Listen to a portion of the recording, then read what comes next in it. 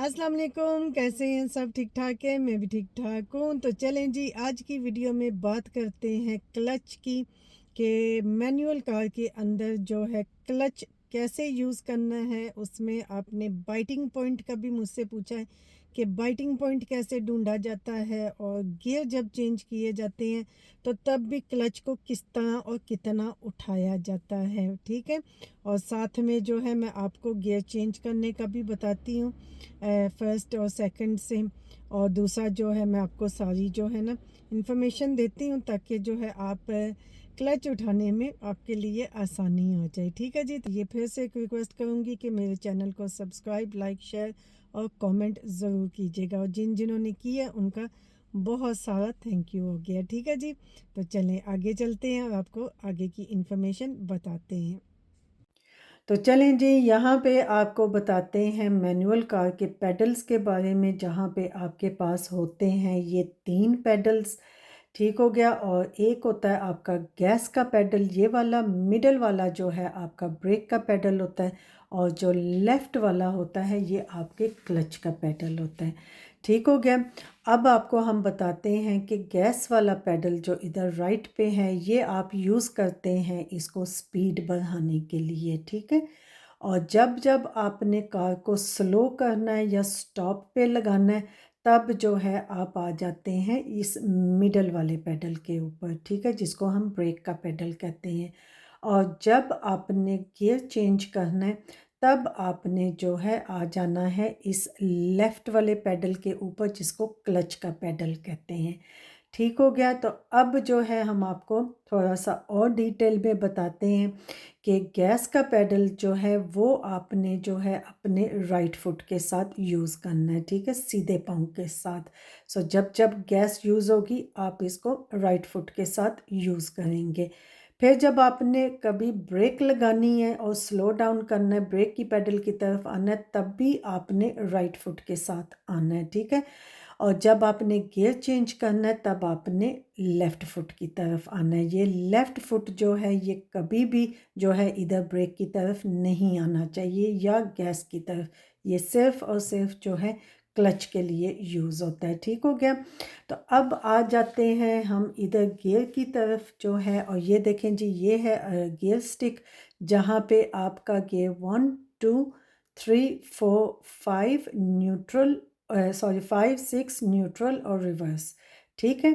और पहला गियर जो हम डालते हैं वो उसे हम ज़रा लेफ़्ट की तरफ ले जाके तो सीधा ऊपर लेके जाते हैं, ठीक है। और जब हम सेकंड में आते हैं तो हम उसे वापस पीछे की तरफ लेके आ जाते हैं, ठीक है जी।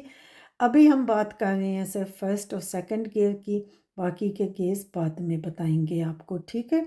अब आ जाते हैं, तो सॉरी यहाँ पे मुझे लग गई थी खांसी, लेकिन चलें जी, अब आ जाते हैं वापस जो है अपनी बात पे। ये है आपका इग्निशन होल, जहाँ पे आपने चाबी डालनी है। ये मेरी कार की चाबी है, आपने अपनी कार की चाबी डालनी है। अब कुछ कार्स के अंदर जो है ना, ऐसे होता है कि आपको चाबी डालने के बाद जो है आपको क्लच फुल नीचे दबाना होता है, और फिर उसकी चाबी जो है घुमानी होती है, ठीक है। लेकिन कुछ गाड़ियों के अंदर आप बग़ैर क्लच दबाए हुए आप चाबी डाल के तो उसको फुल घुमाएं, तो आपकी जो है आपका जो इंजन है वो स्टार्ट हो जाता है, मतलब आपकी गाड़ी जो है वो स्टार्ट हो जाती है। लेकिन मैं अपनी कार की अगर बात करती हूँ, तो आपको जो है इसमें पहले जो है चाबी डालनी होती है। चाबी डाल के फिर जो है आपने उसका क्लच जो है वो फुल नीचे दबाना है, और फिर आपने जो है चाबी को फुल घुमा देना है, ठीक है। फिर आपका जो है इंजन ऑन हो जाता है, उसकी निशानी होती है कि आपका जो डैशबोर्ड होता है उस पे सारी लाइटें शाइटें जो है ना इलेक्ट्रिक सारी ऑन हो जाती है, ठीक है। फिर आप क्लच से पाँव उठा सकते हैं, क्योंकि आपकी गाड़ी अभी न्यूट्रल में है, या और आपकी हैंड ब्रेक लगी हुई है, कुछ भी नहीं होगा, ठीक है जी। तो चलें जी, ये हो गया इंजन ऑन करने का तरीका। अब आ जाते हैं कि अब आपने जब गियर चेंज करना है, गियर डालना है, ठीक है। गियर डालने के लिए आपने जो है अपना क्लच जो है उसको फुल जो है नीचे लेके जाना है, ठीक हो गया। और इधर से आपने अपना पाँव जो है गैस के ऊपर रखना है, ठीक है। यहाँ पे हम गियर स्टिक की तरफ आके तो हमने जो है जैसे मैंने बताया था कि लेफ़्ट की तरफ जाके सीधा ऊपर जाना है, हमने ऐसे इसको फर्स्ट गियर में डाल देना है, ठीक है जी। वापस अब हम जाएंगे अपने पेडल्स की तरफ जहाँ पे हमारा क्लच अभी नीचे ही है और हमारा जो है दूसरा पाँव गैस के ऊपर है, ठीक है। आप हल्का सा उसको गैस दें, बिल्कुल मामूली सा, जितना तकरीबन 1 पाउंड की विथ होती है ना कॉइन की, उस हिसाब से आप उसके ऊपर गैस के ऊपर पाँव रखें। इधर क्लच से जो है ना आप आहिस्ता आहिस्ता करके जो है क्लच ऊपर उठाना शुरू कर दें। अब हमने क्लच को जो है लाना है बाइटिंग पॉइंट के ऊपर। बाइटिंग पॉइंट क्या होता है कि जहाँ आपको फील होता है कि आपकी गाड़ी के अंदर एक खिंचाव सा आया है और ना आपकी गाड़ी रेडी हो गई है चलने के लिए, वहाँ पे जाके आपने रुक जाना है। अब आहिस्ता आहिस्ता करके आप 1 पाउंड की विथ के हिसाब से पाउंड कॉइन की आप क्लच को उठाते जाएं और तकरीबन हाफ पॉइंट पे लाके आपको कहीं ना कहीं इसका बाइटिंग पॉइंट फील हो जाएगा।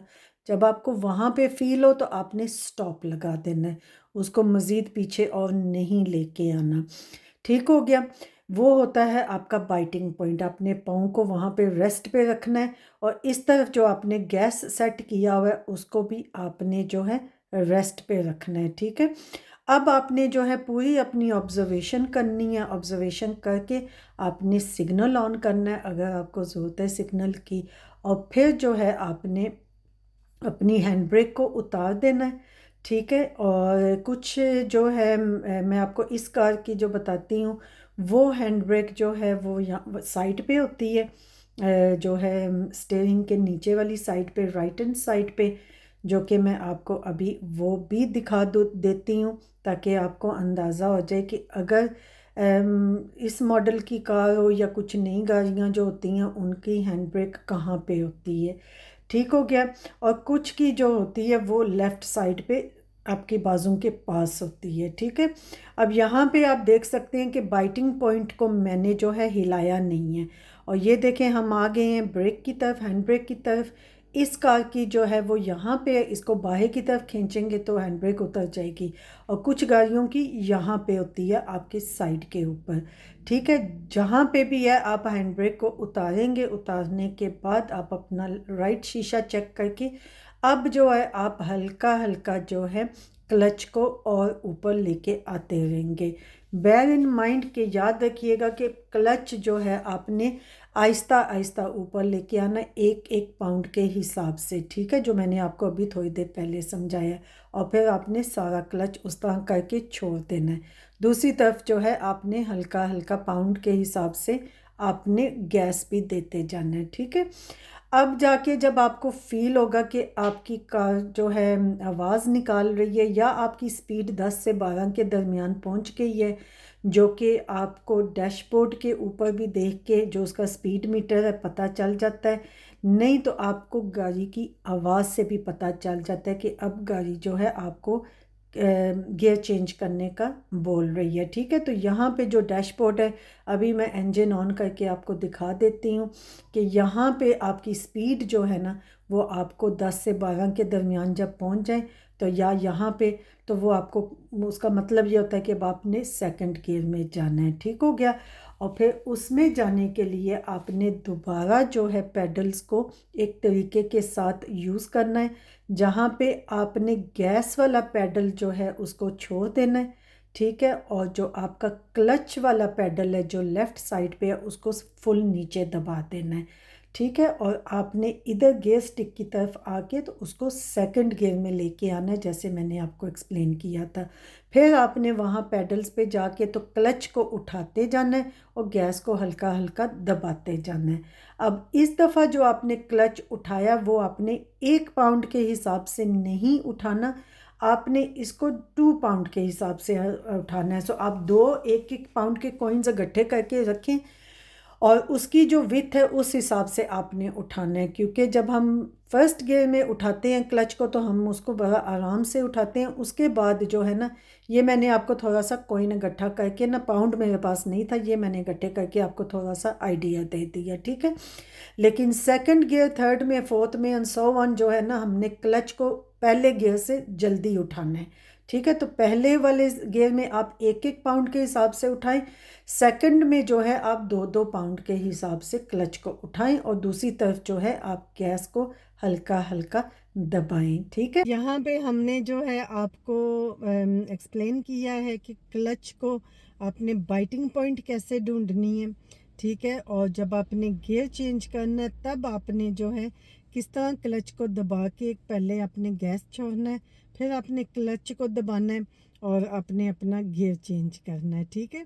सो आई होप कि ये वीडियो आपके लिए यूज़फुल रही होगी एंड आपको काफ़ी हेल्पफुल इंफॉर्मेशन मिली होगी यहाँ से, जो कि आपके लिए आसानी हो जाएगी क्लच को कैसे आपने यूज़ करना है, ठीक है जी। तो thank you so much for watching my video and liking my videos. तो and thank you so much for supporting me. इंशाल्लाह फिर आएंगे आपके सामने एक और अच्छी सी और नई वीडियो लेके। Thank you so much. अल्लाह हाफिज़।